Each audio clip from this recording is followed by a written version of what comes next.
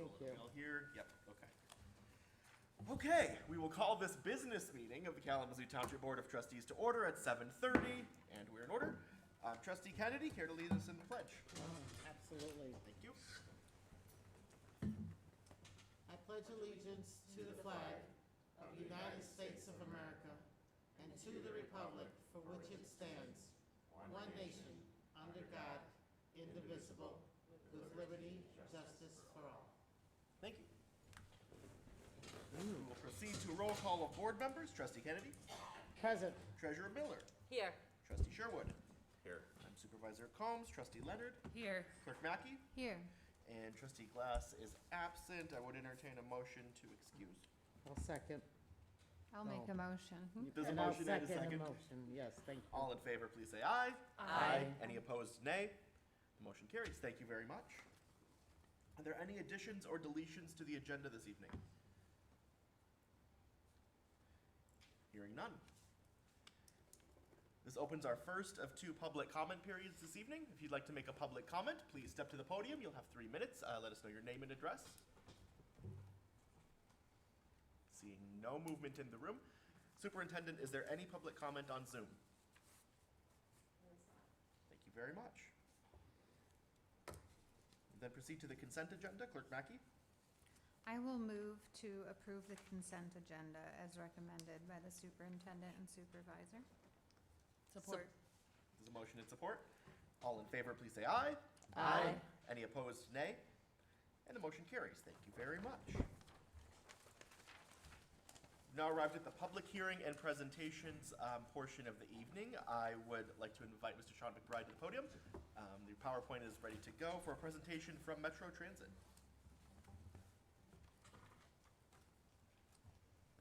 Good evening, and thank you for having me here tonight to talk about Metro Transit. What I'd like to talk about is give an overview about our services, a little bit of the great things we're doing in the community, and then we do have a millage coming up on November 4th and inform the board about that.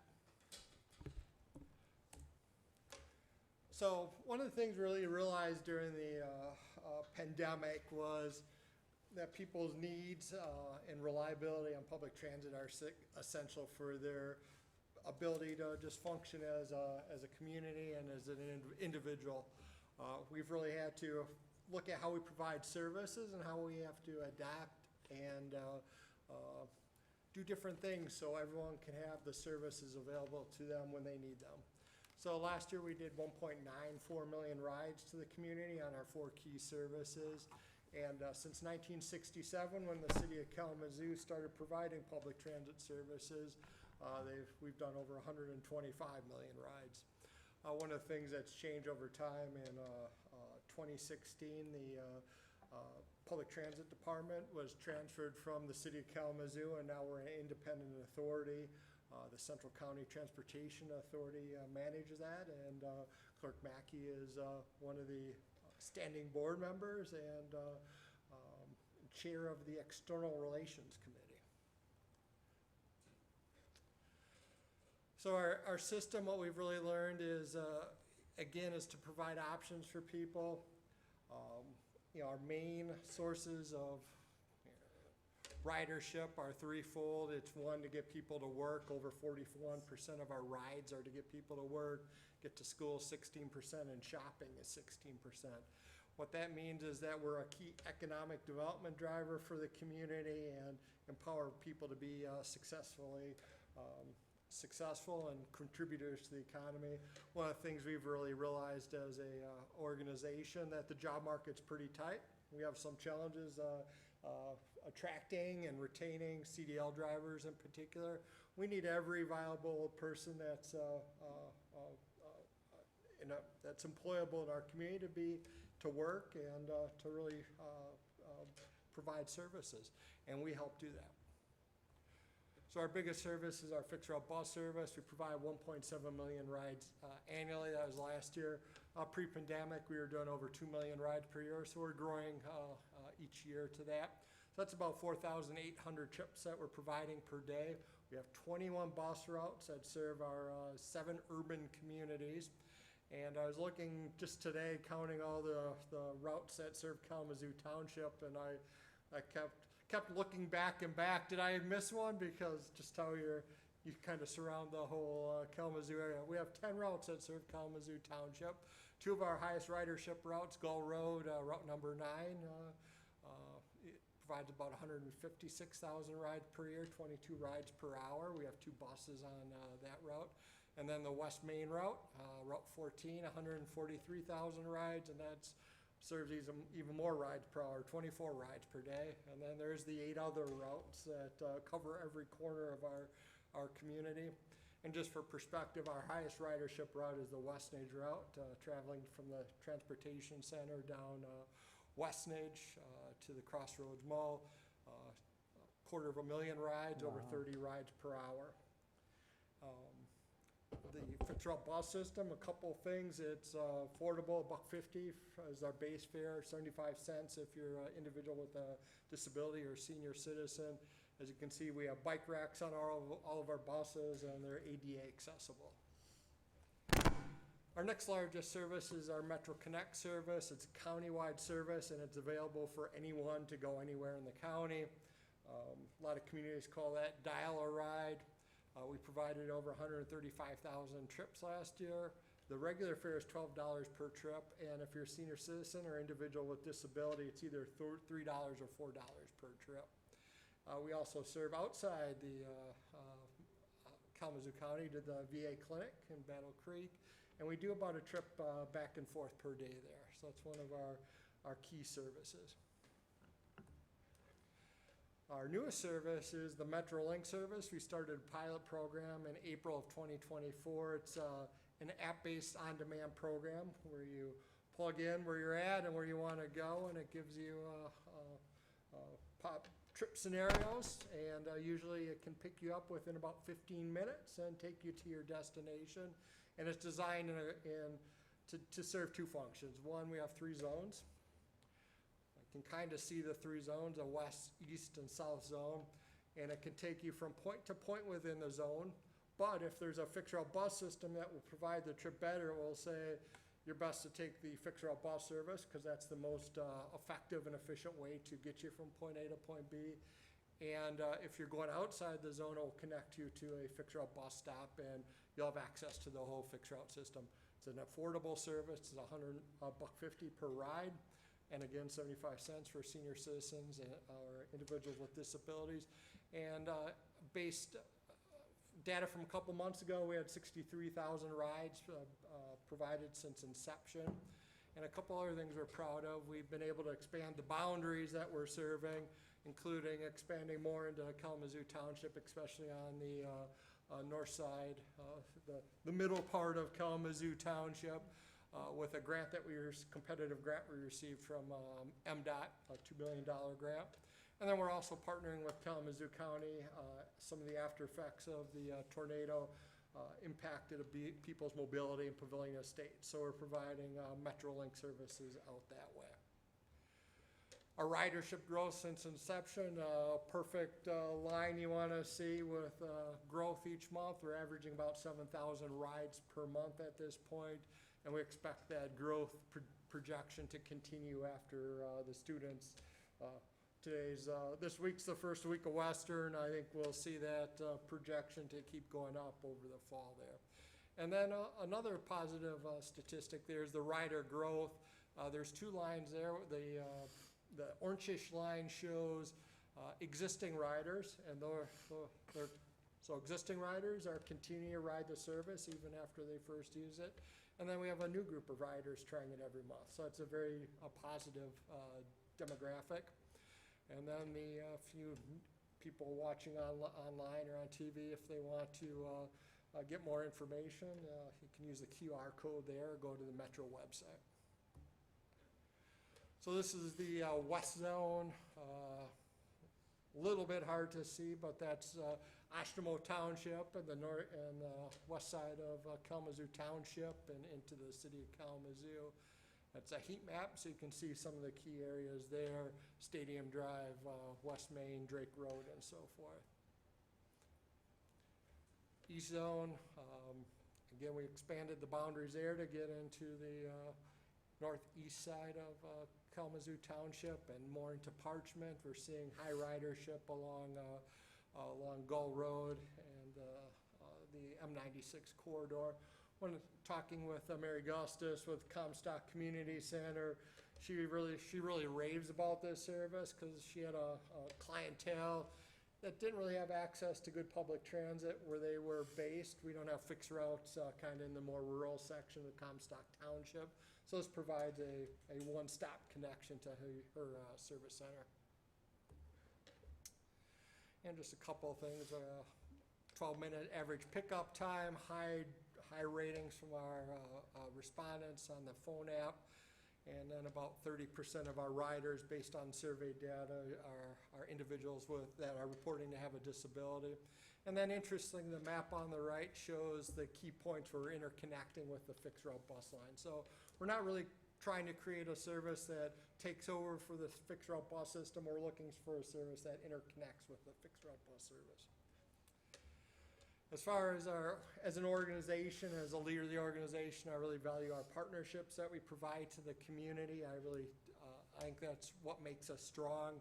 A couple of things that we've done over the years. We have the youth mobility program, so with school starting, we have a partnership with the Kalamazoo Public School District and the Foundation for Excellence. There's 500 passes issued to students at the Kalamazoo Public Schools and funded by the Foundation for Excellence, distributed amongst the 4 high schools. It's been a very effective program. We had some early growing pains, but it's been very effective the past few years. Emergency Operations Center, we're involved with the Kalamazoo Emergency Operations Center, and we get called out to odd things every once in a while. There's a train derailment out in Oshtemo a couple winters ago. We went out there to help evacuate the Amtrak train. Sounds like they could have used that in Battle Creek last week.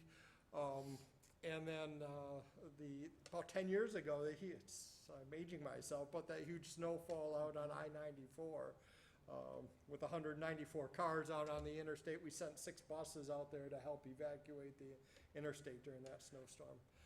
So those are just a few of the partnerships that we work on, and then we're continuing to work on partnerships. One we're working on currently is with the Kalamazoo County Veterans Services Offices, and they have some funding from their grants program, so we're working on past programs and services to go directly to veterans to improve their mobility. Now to the exciting stuff, our financial overview. To operate Metro costs about $27 million per year. We have over 130 employees, major contracts. One of our challenges is inflation. A lot of organizations are seeing and feeling that. So pre-pandemic, one of our fixed route buses cost $520,000 for a 40-foot fixed route bus. Today we're paying about $775,000 for the same fixed route bus. So that's just some of the things, the commodities that we're beginning to feel out there.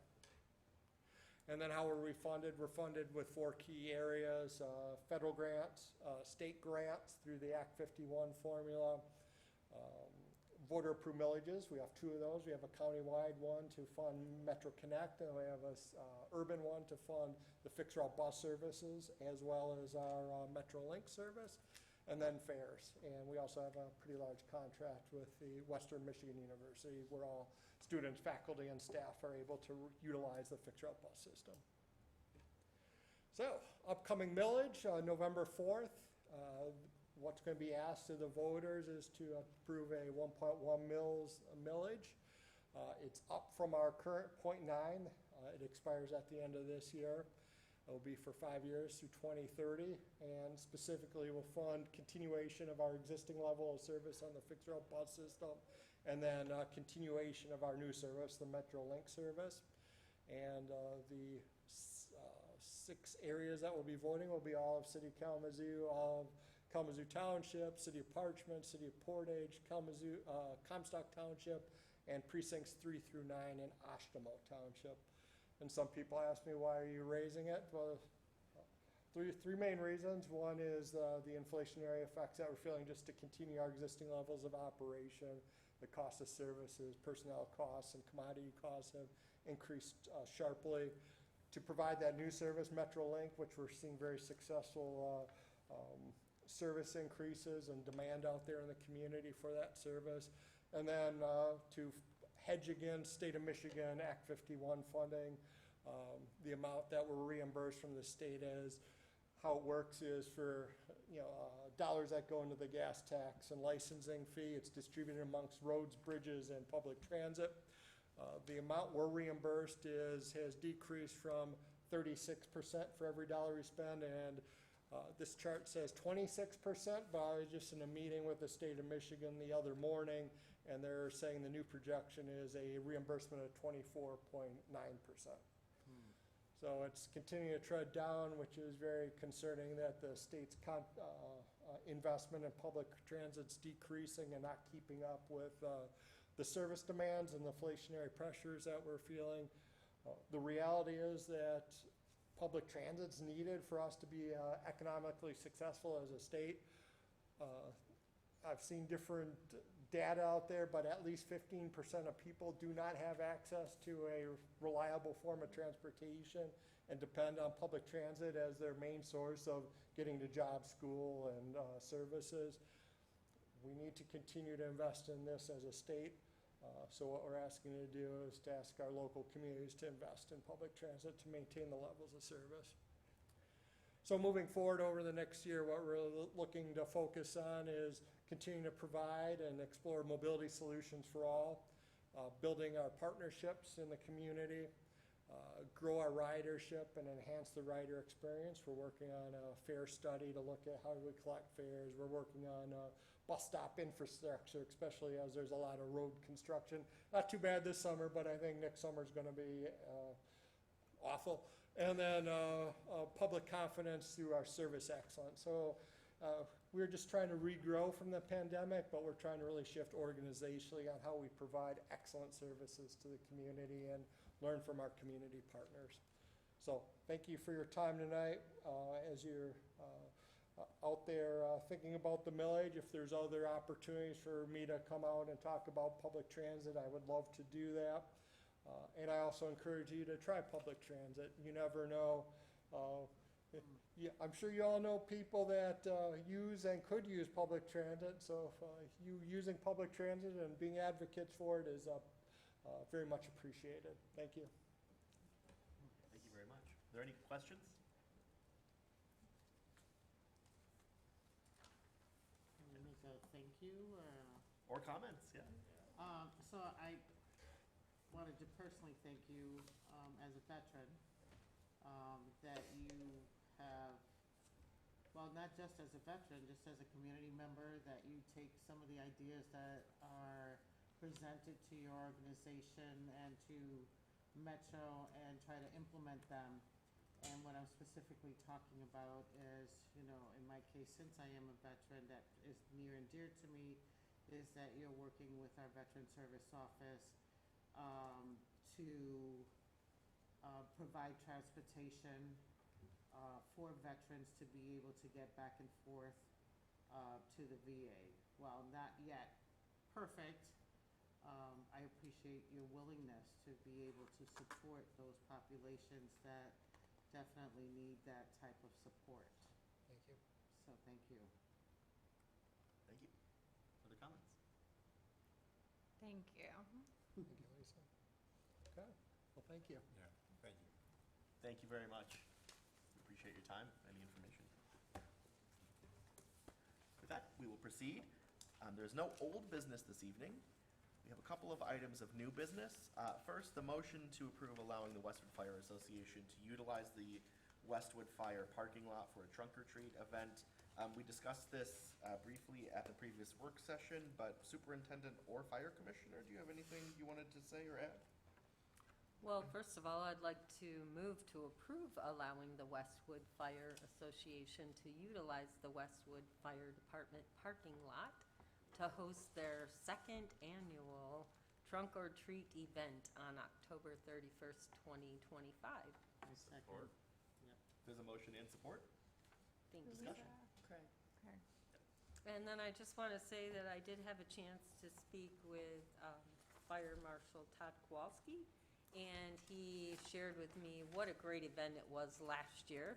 They had intended on opening at 5:30 and closing about 8:30. They ran out of candy at 7:20-ish.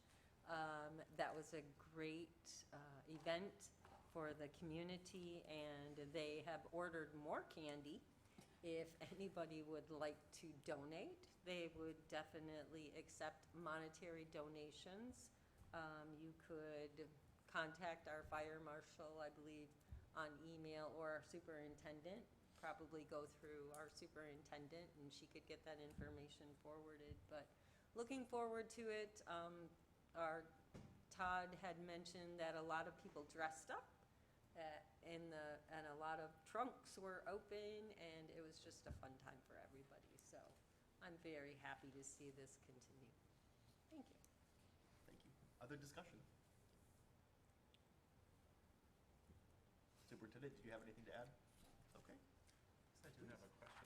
Yeah. Are they accepting only monetary donations or also, so I should get straight to the point. My children love sugar, and there's at parades and trick-or-treating we found some houses give out bubbles or non-candy treats.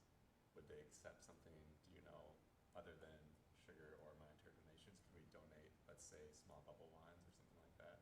I'm going to say I would go that Okay. through the superintendent to the fire marshal. Just Yeah. thinking of other parents.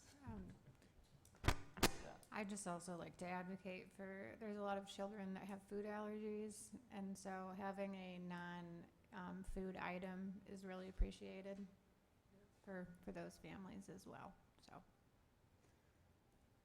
Thank you both. Good points. Other discussion? Okay, well, we'll proceed to a vote. I think we can do a voice vote on this one. All in favor of the motion, please say aye. Aye. Any opposed, nay? And the motion carries. Thank you very much. Looking forward to another successful event this year. Second new business item this evening is the motion to adopt the resolution approving our Charter Township's operating millage. Superintendent, did you want to say anything to tee this up, or shall we wait for motion? All right.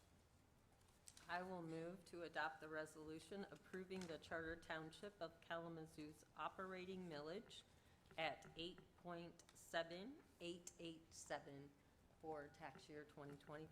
Support. There's a motion and support. Discussion, including you, Superintendent, if there is anything. The only thing just to point out, this is separate from our special mills. I have a question on why this has to come now and not through the public hearing. And this was already approved by voters in 2023, and then we just experienced the heavy rollback each year. Yep. Then the county tells us this is how much you can approve as an operating millage. So that's why it will be separate. And then the next meeting, we actually hold public hearings on the special assessment.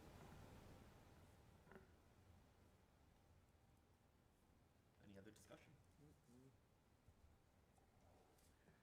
And forgive me, this is also my first adoption of an operating millage. Do we need a roll call for this one? We do need a roll call.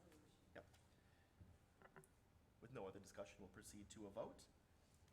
Clerk Mackey, Aye. Trustee Leonard, Aye. I'm an aye. Trustee Sherwood, Aye. Treasurer Miller, Aye. and Trustee Kennedy. Aye. And the motion carries. Thank you very much. There were no items removed from the consent agenda this evening, and so we've arrived at board reports. Trustee Leonard, I don't have a report tonight. Trustee Sherwood, I don't either. very good. Clerk Mackey, I don't have a report, but I just wanted to thank the Executive Director of Metro, Sean McBride, for his great presentation. thank you very much, Clerk Mackey. Treasurer Miller, I just want to say thank you again to our public for showing up and anyone who is on Zoom. thank you, Trustee Kennedy. So I too would also like to thank Director of Metro, Sean, sorry. And I also wanted to talk about the Veteran Service Office in Kalamazoo County had an event at Airway Lanes, August 17th. And I was just so proud of the fact that so many veterans came out and their family members. And while I don't have a count, I did try to find out if 450 people came, such as last year. I wasn't able to get a definitive count from someone that could give me the count. It looked like everyone had a good time. So I just want to remind veterans and the community that if you need help, please feel free to reach out to the township so we can send you to those resources that are available within our community, so you don't have to go it alone. Since there's so much going on in the world today, it's just prudent of you to just find a way to have a conversation with someone else that can help you. And with that, Thank you very much. yes. I have just a quick item this evening, really for folks who might be watching either tonight or in the future. I want to call attention to our work sessions. As everyone here in this room is aware, I think you were all here for our work session today. The folks, watching this live or the recording later on might note that we have very efficient meetings when we do have our business meetings, in that there is not a lot of in-depth discussion. We move pretty efficiently through new business items, and I just want to call out our work sessions that happen prior to these meetings, because that is where the real sort of nitty-gritty conversation and discussion happens, especially around items like what we're doing with your tax dollars. We had a conversation this evening that has been carrying on for several work sessions about our building projects, for example, and how this board and really our superintendent, with her leadership, are working to negate the impact on township taxpayers of those significant building projects that are underway. You can see bulldozers out on Gull Road right now where the fire station's going to be. So if you are interested in hearing more about how this board gets to its decisions, what each of us are thinking about particular topics, I encourage you to either show up for those work sessions at 6 o'clock, 6 o'clock before the meetings each Monday on a meeting day, or we do put those on Zoom as well, so you can attend those virtually, even though we don't yet have the public media network there at that time. With that, I'll defer to you, Superintendent, for your report. All right. And we've arrived at the second public comment period this evening. Again, if you'd like to make a public comment, feel free to step to the podium. You'll have 3 minutes, name, address, and anything you'd like to say. Seeing none. Is there any public comment on Zoom? Okay. Well, thank you all. Thank you, Mr. McBride, for joining us. We are adjourned at 7:58.